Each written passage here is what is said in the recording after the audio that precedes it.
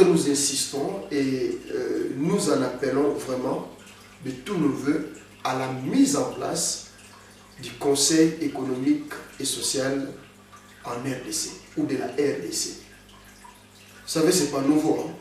C'est juridique, c'est constitutionnel. Pour ceux qui me suivent et ceux qui veulent comprendre de quoi est-ce que j'ai fait allusion, jetez un coup d'œil dans la Constitution actuelle, c'est à son titre 5, je crois, c'est de l'article 208, 209 et 210 qui parlent de la mise en place de cette institution. De grâce aux responsables politiques, ne faisons pas de cette institution une affaire politique. Et d'ailleurs, je crois que ça doit être le moment pour la mise en place de cette institution, parce que c'est vrai, nous vivons une crise plus virtuelle, et dans certains pays, elle est devenue réelle, et qui fait peur. C'est une crise, si vous voulez, d'abord psychologique, et qui a des répercussions sur la vie réelle, sur la vie courante. Évidemment, avant que je ne puisse expliquer cette histoire de la crise, je voudrais vraiment insister sur la mise en place de cette institution, le Conseil économique et social de la RDC. C'était bien réfléchi, parce que tout n'est pas à rejeter, tout n'est pas faux. Il y a des choses qui sont bien faites, qu'il faut reconnaître par moment. De par même les missions et les objectifs poursuivis par ce conseil, je crois que c'est vraiment le bon moment pour que ce conseil puisse trouver jour. Pourquoi? Vous savez, la misère n'a pas de couleur, comme l'on a toujours dit, et elle n'a pas de tendance. Tout à l'heure, je venais de dire, ne faisons pas de cette institution une affaire politique. Parce que si nous devons la transformer en une affaire politique, finalement, les membres seront mis de par leur tendance politique, et là, ce sont les intérêts politiques qui vont m'être mis, si vous voulez, sur le premier plan et négliger l'aspect purement de base qui pousse à la création de cette institution, l'économie et le social. Vous comprendrez que, à quelque part, la crise politique ou, je dirais, les difficultés politiques que nous autres politiques nous connaissons, la pression de la base, aujourd'hui, on doit se le dire noir sur blanc, qu'elle trouve son origine, sa base, sur les enjeux économiques. Quand l'économie ne marche pas, évidemment, ça a des répercussions partout, que ce soit sur le plan juridique et sur le plan social. Et quand ça arrive sur le plan social, c'est clair que ça se déclenche. Et c'est tout le monde qui commence à savoir où, qui, quoi, comment. Et quand ça arrive à ce point-là, je crois qu'un homme politique, un responsable politique, en élite, je me mets à la place des autres, ce n'est plus évident. Ce n'est plus, j'insiste, ce n'est plus évident, parce qu'à ce moment-là, les responsables politiques, l'autorité politique ne sera plus à l'aise, il y aura des pressions, il y aura des mouvements sociaux, ça et là. Donc, il est temps que cette institution puisse trouver jour.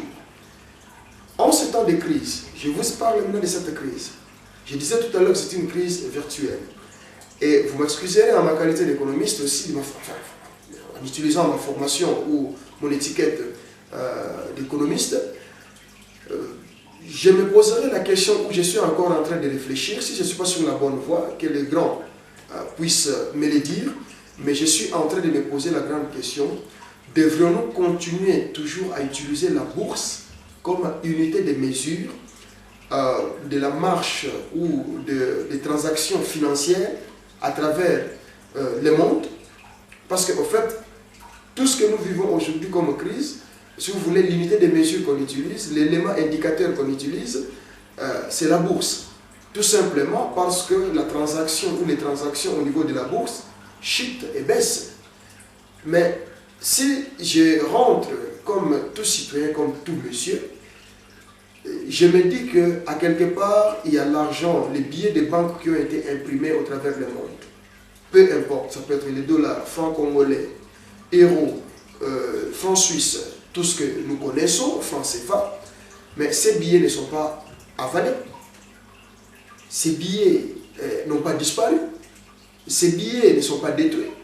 Mais où sont-ils passés? Parce qu'ils ne se retrouvent plus à la bourse. La bourse, c'est un lieu où se font les promesses.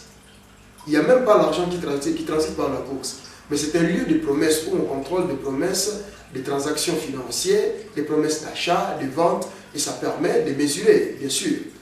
Mais actuellement, ce qui se trouve, c'est que les grands argentiers ou les grands détenteurs de finances, on ne les voit plus à la bourse, où ils ne livrent pas, ils ne font plus des promesses, si vous voulez, classiques au niveau de la bourse. C'est ce qui se passe. Mais cet argent est passé où? Les activités se passent à quel niveau? Parce qu'on en discute plus sur le plan officiel. Parce que la bourse, bien sûr, disons, c'est un lieu officiel.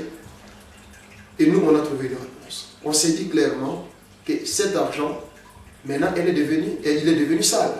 Parce qu'il ne passe plus par la bourse, mais cet argent est utilisé dans les pays du tiers-monde.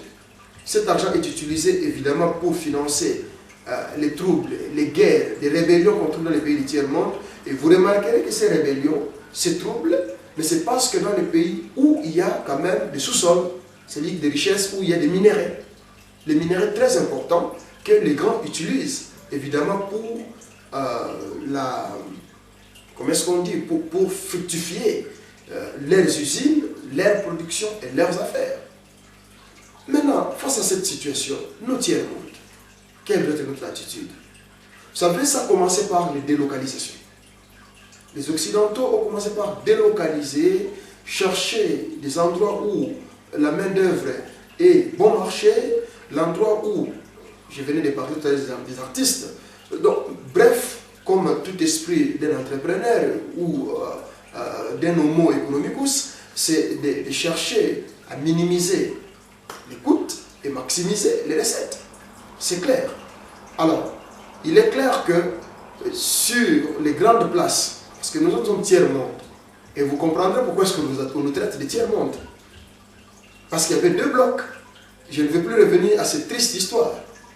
Et sur ces deux blocs, il y a eu aussi une autre vision qui ne s'est pas retrouvée, qu'on appelait le tiers-monde justement, qu'on a sous-estimé. Mais alors aujourd'hui, on a compris que ce tiers-monde qu'on a sous-estimé, en fait, c'est la base. C'est la base, et d'où, du fait qu'ils se sont détournés de leur système classique, ils ont cassé les deux blocs qu'ils avaient. Et maintenant qu'ils se dirigent vers ce tiers-monde, évidemment, sur le plan local, sur le plan classique, il n'y a plus de référence.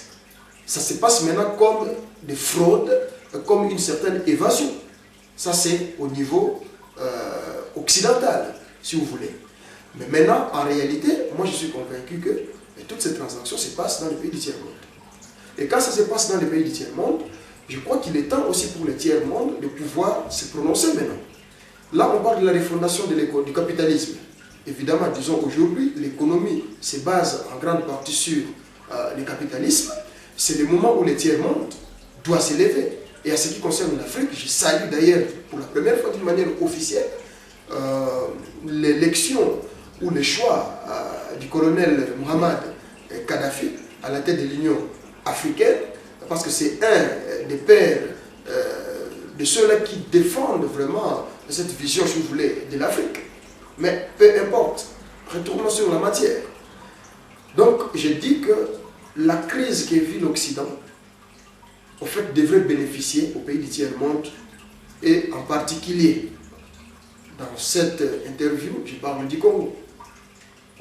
Cet argent se dirige vers chez nous, mais malheureusement, cet argent entre chez nous par des moyens, si vous voulez, malsains. Entre autres, comme je l'ai dit, des guerres, des rébellions. Ces guerres et rébellions sont financées dans le but de créer un désordre et faire échapper l'exploitation des minéraux aux autorités, si vous voulez, établies ou à la voie classique de, entre guillemets, économie des pays du tiers-monde. La réalité, c'est ça. Nous disons ceci.